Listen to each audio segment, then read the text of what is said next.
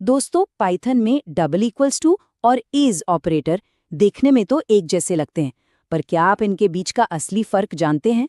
एक चेक करता है वैल्यू तो दूसरा सीधा मेमोरी एड्रेस। आज एआई डिजिटल गुरु पर हम पाइथन के इन्हीं आइडेंटिटी और मेंबरशिप ऑपरेटर्स को मास्टर करने वाले हैं, और वो भी इन अमेजिंग 3D ग्राफिक्स के साथ। तो चलिए शुरू करते हैं, लेकिन उससे पहले एआई डिजिटल गुरु में आपका बहुत बहुत स्वागत है। हमारा बस एक ही मिशन है, आपको प्रोग्रामिंग का गुरु बनाना। और हाँ, एक बहुत अच्छी खबर, हमारी वेबसाइट adigitalguru.in अब लाइव हो चुकी है। वहाँ आपको प्रीमियम पाइथन रिसोर्सेज और बॉट डिप्लॉयमेंट सर्विसेज भी मिलेंगी, तो एक बार विजिट जरूर कीजिएगा। तो चलिए सीधा उस पहेली पर आते हैं जो सबको कंफ्यूज करती है। स्क्रीन पर देखिए, 10 = 10.0 का रिजल्ट ट्रू आता है, जो कि बिल्कुल सही लगता है। पर 10 इज 10.0 का रिजल्ट फॉल्स क्यों है? यही वो सवाल है जो अच्छे डेवलपर्स को सोच में डाल देता है। आज इसका जवाब हमेशा के लिए क्लियर हो जाएगा। तो इसका जवाब छिपा है इनके काम करने के तरीके में। जो इक्वल्स टू यानी इक्वालिटी ऑपरेटर है, वो बस ये देखता है कि क्या दोनों की वैल्यू मतलब कीमत बराबर है। और हाँ, 10 और 10.0 की वैल्यू तो बराबर ही है। लेकिन इज ऑपरेटर, जो कि आइडेंटिटी ऑपरेटर है, वो ये चेक करता है कि क्या दोनों वेरिएबल्स मेमोरी में एक ही जगह पे रखे हुए हैं, मतलब क्या वो बिल्कुल एक ही ऑब्जेक्ट है। अच्छा, तो ये मेमोरी एड्रेस है क्या भला? जरा सोचिए, आपके कंप्यूटर की मेमोरी एक बहुत बड़े गोदाम की तरह है, और वहां रखी हर चीज का अपना एक यूनिक पता, एक यूनिक एड्रेस होता है। पाइथन में भी हर ऑब्जेक्ट का मेमोरी में एक यूनिक एड्रेस होता है, जिसे हम उसकी आईडी कहते हैं। और इस आईडी को पता करने के लिए हमारे पास एक जादुई फंक्शन है, आईडी।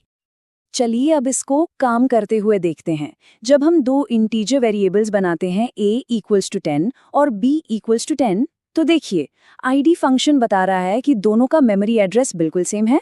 लेकिन जैसे ही हम एक फ्लोट बनाते हैं, c = 10.0, उसका मेमोरी एड्रेस एकदम अलग हो जाता है। और बस इसी के साथ हमारी पहेली सुलझ गई। इज ऑपरेटर फॉल्स इसलिए देता है क्योंकि इंटीजर 10 और फ्लोट 10.0 भले ही उनकी वैल्यू एक जैसी लगे, मेमोरी में अलग अलग पते पर रहते हैं। सीधी सी बात है, उनका डेटा टाइप अलग है तो उनकी मेमोरी लोकेशन भी अलग है। अब आप सोच रहे होंगे कि a = 10 और b = 10 का एड्रेस सेम क्यों था? तो इसका जवाब छिपा है पाइथन की स्मार्टनेस में। पाइथन बहुत एफिशिएंट है। मेमोरी बचाने के लिए वो एक जैसी वैल्यू के लिए बार बार नई जगह नहीं बनाता। वो बस नए वेरिएबल को उसी पुरानी जगह का पता दे देता है। इसे समझने का एक और मजेदार तरीका है शेयर्ड स्टोरेज एनालॉजी। मान लीजिए मेमोरी में 20 नंबर के लिए एक सेल बना हुआ है। जब हम a = 20 लिखते हैं, तो a उस सेल की तरफ इशारा करने लगता है। अब कुछ देर बाद जब हम c = 20 लिखते हैं, तो पाइथन C के लिए कोई नया सेल नहीं बनाता, बल्कि उसे भी उसी पुराने सेल का रास्ता दिखा देता है। मतलब एक ही ऑब्जेक्ट पर नाम 2। आइडेंटिटी ऑपरेटर्स को समझने के बाद अब बारी है एक प्रोग्रामर के टूलकिट के एक और जबरदस्त टूल की, मेंबरशिप ऑपरेटर्स। ये आपके लिए एक तरह के जासूस का काम करते हैं, जो आपके डेटा के अंदर छिपी जानकारी को खोज निकालते हैं। मेंबरशिप ऑपरेटर्स बहुत ही सीधे और सिंपल हैं। हमारे पास दो हैं, इन और नॉट इन। इन ऑपरेटर तब ट्रू देता है जब कोई चीज किसी सीक्वेंस जैसे कि एक स्ट्रिंग या लिस्ट में मौजूद हो, और नॉट इन, जैसा कि नाम से ही पता चल रहा है, ठीक इसका उल्टा करता है। इसको भी एक उदाहरण से समझते हैं। मान लीजिए हमारी स्ट्रिंग है एआई डिजिटल गुरु। तो क्या इसमें गुरु मौजूद है? जी हाँ, बिल्कुल है। तो रिजल्ट आएगा ट्रू। अच्छा, क्या इसमें पाइथन है? नहीं, तो रिजल्ट होगा फॉल्स। और हाँ, ये स्पेस को भी एक कैरेक्टर ही मानता है, इसलिए स्पेस इन माई स्ट्रिंग का रिजल्ट भी ट्रू ही होगा। अब कुछ जरूरी नियम हैं जिन्हें हमेशा ध्यान में रखना है।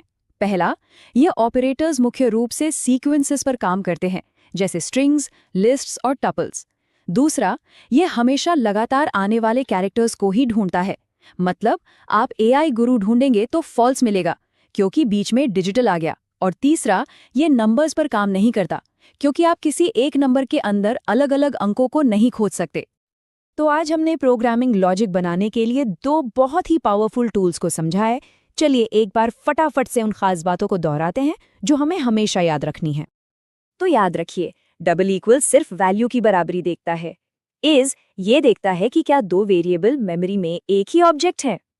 आईडी फंक्शन हमें किसी भी ऑब्जेक्ट का मेमोरी एड्रेस बताता है और इन ऑपरेटर किसी सीक्वेंस में किसी वैल्यू की मौजूदगी को चेक करता है। ये ऑपरेटर्स किसी भी प्रोग्राम का लॉजिक बनाने की नींव हैं। आप तक इस तरह के एडवांस ग्राफिकल ट्यूटोरियल पहुंचाने में हमारी टीम की बहुत मेहनत और रिसर्च लगती है, ताकि मुश्किल से मुश्किल कॉन्सेप्ट भी आसान हो जाएं। लेकिन सच कहें तो हमारे सब्सक्राइबर्स अभी बहुत कम हैं। एआई डिजिटल गुरु को आगे बढ़ने के लिए आपके सपोर्ट की बहुत ज़्यादा ज़रूरत है। अगर आपको हमारी ये कोशिश पसंद आई तो प्लीज़ अभी चैनल को सब्सक्राइब करें, इस वीडियो को लाइक करें और अपने दोस्तों के साथ ज़रूर शेयर करें। मिलते हैं आपसे AI digitalguru.in पर।